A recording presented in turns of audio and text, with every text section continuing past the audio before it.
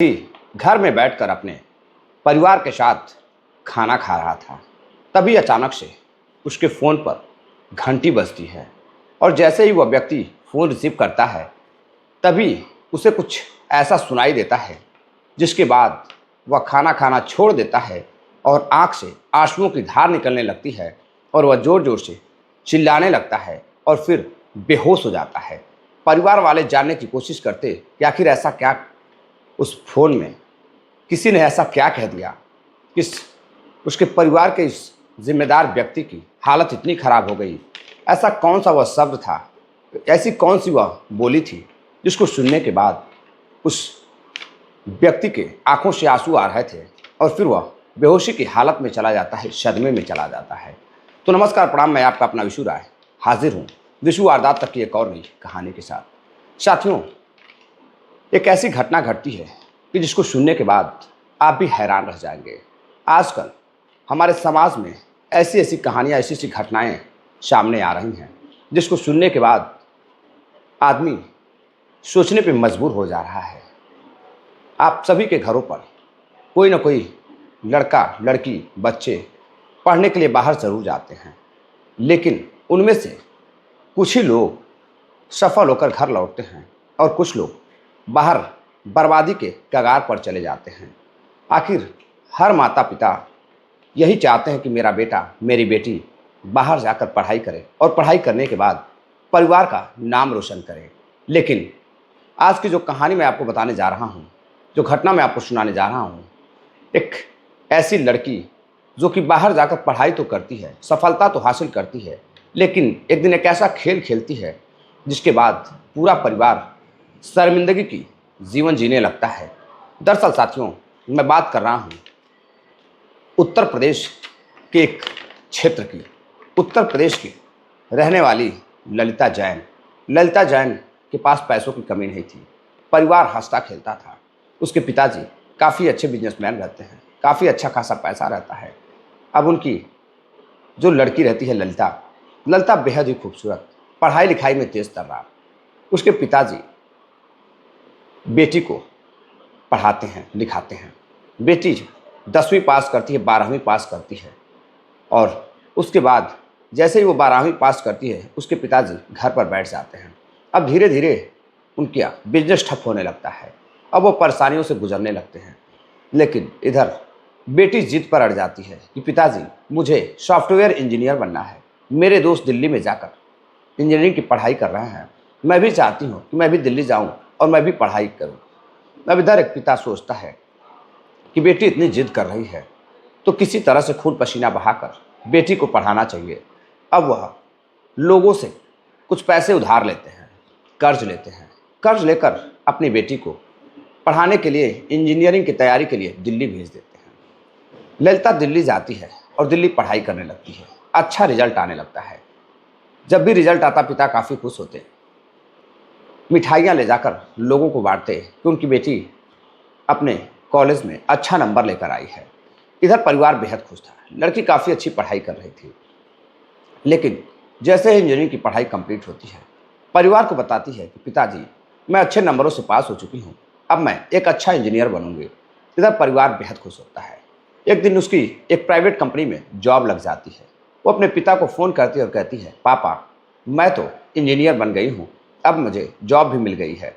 अब इधर पिता काफ़ी खुश होता है। वह सोचता है कि जो लाखों में उसने कर्ज लिया था, अब बेटी धीरे धीरे कमाकर उसके कर्ज को भर देगी और उसका नाम रोशन होगा। लेकिन एक दिन पिता घर पर बैठा रहता है, तभी पुलिस का फ़ोन जाता है और उसे बताया जाता है कि आपकी बेटी को गिरफ्तार कर लिया गया है। आपकी बेटी ने एक ऐसा काम किया है कि फिर उसे आप बर्दाश्त भी नहीं कर पाएंगे। लेकिन जब पिता पूछता है कि आखिर ऐसा क्या बेटी ने कर दिया है, तो पुलिस बताती है कि आपकी बेटी लोगों के साथ अश्लील वीडियो बनाकर, लोगों को प्रेम जाल में फंसाकर एक ऐसे चक्रव्यूह में फंसाती थी कि फिर लोग हैरान और परेशान होकर सिर्फ घूमते नजर आ रहे थे। अब पिता सदमे में चला जाता है, परिवार परेशान हो जाता है। लेकिन जब वह पुलिस के पास पहुंचते हैं, तो पुलिस जो कहानी उनसे बताते हैं, उसके पिता को बताती है। वह सुनकर वो भी हैरान थे। दरअसल साथियों, ललिता जैन दिल्ली की पढ़ाई करते समय उसकी दोस्ती एक लड़के के साथ हो जाती है। उससे काफ़ी अच्छी गहरी दोस्ती हो जाती है और धीरे धीरे फिर दोनों की दोस्ती प्यार में बदल जाती है। प्यार काफ़ी गहरा हो जाता है तो ललिता जैन अब उस लड़के के साथ लिव इन में रहने लगती है और फिर उसके साथ अतरंग खेल खेलने लगती है। अब इधर दोनों अतरंग खेल में बच जाते हैं। दोनों अपना जॉब छोड़ देते हैं। जॉब छोड़ने के बाद अब एक ही कमरे पर, बंद कमरे में दोनों रातें गुजारते थे। लेकिन इधर अब समय बीतता जाता है। अब ललिता को नौकरी नहीं मिल रही थी, ना ही उसके दोस्त मनीष को नौकरी मिल रही थी। दोनों काफ़ी परेशान थे। फिर दोनों मिलकर एक दिन घूमने के लिए प्लान बनाते हैं। कुछ पैसा इकट्ठा करते हैं और दोनों घूमने के लिए दिल्ली के ही एक क्षेत्र में जाते हैं पर्यटक बनकर। तभी ललिता जैन एक पर्यटक को देखती है कि वह काफ़ी सुडौल, काफ़ी हट्टा कट्टा, काफ़ी हैंडसम लड़का। अब उसको धीरे धीरे बातचीत करके अपने प्रेम जाल में, अपनी खूबसूरती में फंसा लेती है। और इधर जो पर्यटक रहता है वह मुंबई से आया रहता है। अब इधर उसको प्रेम जाल में फंसा लेती है और फिर धीरे से एक होटल के कमरे में लेकर जाती है। वहाँ जाकर उसके साथ शारीरिक संबंध बनाने लगती है। शारीरिक संबंध बनाती है और फिर उसका वीडियो बना लेती है। वीडियो बनाने के बाद जैसे ही वह वहाँ से चला जाता है तो फ़ोन नंबर लेती है और फिर बातचीत करने लगती है और उसे ब्लैकमेल करने लगती है। ब्लैकमेल कर उससे ढेर सारे पैसे लेती है। अब वो परेशान हो जाता है। परेशान होने के बाद अब उसकी मांगों को पूरा करता रहा। लेकिन कुछ दिन बाद वो लड़की उस अश्लील वीडियो को पोर्न वेबसाइट पर डाल देती है। अब इधर अच्छे खासे पैसे मिलने लगते हैं तो फिर वो अपने दोस्त मनीष के साथ मिलकर अब एक तरीका ढूंढ लेती है पैसे कमाने का। अब वह वहाँ से राजस्थान के जैसलमेर जाती है। वहाँ जाने के बाद कई पर्यटकों को पर्यटक बनकर धीरे धीरे अपने प्रेम जाल में फंसाकर कई हज़ार रुपए लूटती है और फिर उनके साथ शारीरिक संबंध बनाकर पोर्न वेबसाइट पर डालकर अश्लील वीडियो बनाकर उससे पैसे कमाने लगती है पोर्न साइटों से। लेकिन उसे नहीं पता था कि उसके साथ आगे क्या होने वाला है। एक इंजीनियर लड़की जो अपने माँ बाप के सपनों को पूरा करने के लिए इंजीनियर बनती है, खुद के सपनों को पूरा करने के लिए इंजीनियर बनती है, लेकिन पढ़ाई तो कंप्लीट हो जाती है, नौकरी भी मिल जाती है, लेकिन फिर एक ऐसे व्यक्ति, ऐसे दोस्त के, ऐसे लड़के के जाल में फंस जाती है कि लड़का अच्छा खासा उस लड़की के जरिए पैसे कमाने लगता है। और फिर धीरे धीरे लड़की अब जब जैसलमेर पहुंचती है, जैसलमेर जाती है तो वह देखती है कि एक 60 से 65 साल का चरवाहा बकरियां चरा रहा था। अब उसके दिमाग में न जाने क्या फितूर घूमता है कि वह चरवाहे के पास जाती है और बातचीत करने लगती है। अब उसे अपने प्रेम जाल में बात करते करते कुछ इस तरह से उसे अपने बस में कर लेती है कि फिर उसके घर जाती है और उसके घर पर रुकती है। जैसे ही मौका मिलता है वह उस चरवाहे बुजुर्ग के साथ शारीरिक संबंध बनाने लगती है। वह मना करता रहता है कि लेकिन लड़की उसे बताती है कि वह उसे बहुत प्यार करती है, उस पर उसका दिल आ गया है। अब इधर ललिता जैन के साथ वह बुजुर्ग भी अतरंग खेल खेलता है। दोनों अतरंग खेल खेलते हैं और उसके बाद कुछ पैसे भी वह बुजुर्ग को देती है और वहाँ से वह फिर अलग पर्यटक को फंसाने के लिए निकल जाती है और उस बुजुर्ग के साथ किए गए घिनौने कृत्य को ललिता जैन सोशल मीडिया पर शेयर कर देती है। अब इधर सोशल मीडिया पर बात फैलने लगती है, चारों तरफ लोग वीडियोस को देखने लगते हैं और फिर यह बात पहुंचती है पुलिस के पास। जब पुलिस के पास पहुंचती है तो पुलिस अब उस लड़की और लड़के को ट्रेस करती है तो दोनों को दिल्ली से गिरफ्तार कर लेती है। गिरफ्तार करने के बाद अब उन्हें थाने लेकर आती है। थाने लेकर आती है, पूछताछ करती है कि लड़की के बारे में जानना चाहती है पुलिस कि आखिर वो ऐसा क्यों कर रही थी। तो लड़की के फ़ोन में कई सारी ऐसी पोर्न वीडियोज़ मिलती हैं, अश्लील वीडियोज़ मिलती हैं जो कई लोगों के साथ, कई पर्यटकों के साथ उसने अपने प्रेम जाल में फंसाकर धोखे से उन्हें ब्लैकमेल करने का काम किया था। अब इधर पुलिस उसके फ़ोन को और टटोलती है और फिर उसके दोस्त को भी गिरफ्तार कर उसके फ़ोन को भी टटोलती है तो फ़ोन में ढेर सारे अश्लील वीडियो बरामद होते हैं। इधर तभी पुलिस को पता चलता है कि यह लड़की पोर्न वेबसाइटों पर भी अपने अश्लील वीडियो बनाकर शेयर करती थी। और इधर पुलिस जब इंटेलिजेंस विभाग की भी मदद लेती है और फिर साइबर विभाग की भी मदद लेती है तो पता चलता है इस लड़की ने एक नहीं बल्कि अनेकों लोगों के साथ इस तरह का घिनौना कृत्य हरकत किया है। अब लड़की के घर वालों को जब पुलिस बताने की कोशिश करती है तो लड़की रोने लगती है, हाथ पैर जोड़ती है।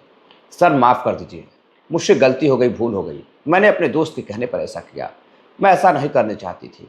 मेरे पिताजी को मत बताइएगा, माँ को मत बताइएगा, वो बर्दाश्त नहीं कर पाएंगे। अगर उन्हें पता चला तो फिर वह मर जाएंगे। पुलिस जब उससे पूछती है कि इसके पहले तुमने क्यों नहीं सोचा, तो लड़की जवाब नहीं दे पाती है। इधर पुलिस अब अपने कार्रवाई को आगे बढ़ाते हुए अब उनके घर वालों को सूचना देती है। पिता बैठकर खाना खा रहा था, जैसे ही उस पर फ़ोन जाता है और फ़ोन रिसीव करता है, पुलिस बताती है कि आपके बेटी को एक सेक्स रैकेट चलाने के जुर्म में, एक व्यक्ति के साथ अनैतिक कार्य करने के जुर्म में, ज़बरदस्ती लोगों को फंसाकर उन्हें ब्लैकमेलिंग के जुर्म में गिरफ्तार किया गया है। तो पिता सन्न रह जाता है, वह रोने लगता है। उसे लगता है कि कोई फ्रॉड कॉल है, वह फ़ोन कट कर देता है। लेकिन फिर उस पर कॉल जाती है और फिर एक वीडियो भेजा जाता है। जब पिता वह वीडियो देखता है तो उसमें उसकी लड़की थी। तो उसकी लड़की की जब पहचान हो जाती है तो वह रोने लगता है। उसे लगता है कि वाकई में यह सही है। अब पिता जब पुलिस स्टेशन पहुंचता है और पुलिस के सामने जब सारी बात को सुनता है, पुलिस जब जो कुछ उसे बताती है उसे सुनकर वो सन्न रह जाता है। अब इधर दोनों को गिरफ्तार कर जेल भेज दिया गया है। लेकिन अब एक पिता, एक परिवार शर्मिंदगी की ज़िंदगी गुजार रहा है। भला उसमें उसके पिता और माँ बाप की, उसके परिवार की क्या गलती है? उसने तो पूरी तरह से अपने बेटी को पाल पोस कर बड़ा किया, ईमानदारी के साथ उसे पढ़ाया लिखाया, कर्ज ले करके भी अपनी बेटी को पढ़ाया ताकि उसकी बेटी उसका नाम रोशन करेगी। लेकिन उसकी लड़की बाहर जाकर बाहर की हवाओं में घुल जाती है और फिर एक बार भी नहीं सोचती है कि उसके माँ बाप का क्या होगा, लोग उसके बारे में क्या सोचेंगे। अब तो पूरी ज़िंदगी उनके माता पिता, उसके परिवार की शर्मिंदगी के साथ गुजरेगी। हालांकि लड़की और भी कितने लोगों से जुड़ी हुई है, कितने सेक्स रैकेट के साथ काम करती है, पुलिस इसकी भी जानकारी इकट्ठा कर रही है कि कहीं ऐसा तो नहीं है कि कहीं बड़े चंगुल में फंसकर लड़की ने ऐसा काम किया है। पुलिस जांच पड़ताल कर रही है। लेकिन साथियों, कहते हैं कि माँ बाप हमेशा चाहते हैं कि उनका बेटा हो, बेटी हो, जो भी हो, पढ़ लिख कर उनका नाम रोशन करें। जिसमें से कुछ ही लड़के लड़कियां अपने माँ बाप का नाम रोशन करते हैं, बाकी तो बर्बादी के रास्ते पर चले जाते हैं। और आज का जो माहौल है, आज हमारे समाज में लगभग हर गांव में, हर क्षेत्र में लड़के दारू के नशे में, शराब के नशे में, गांजे गुटखे के नशे में चूर है। उन्हें ना तो अपना कैरियर दिख रहा है, ना माँ बाप की इज्जत दिख रही है। लेकिन अब यह कहाँ तक जायज़ है, यह कमेंट कर आप ज़रूर बताइएगा। ऐसे बेटी बेटियों के साथ माता पिता को क्या सलूक करना चाहिए? आखिर इसमें माँ बाप की कहाँ गलती थी, कहाँ चूक हो गई? तो साथियों, मिलते हैं एक और नई कहानी के साथ। तब तक के लिए अपना प्यार दीजिए, अपना आशीर्वाद दीजिए। नमस्कार, जय हिंद।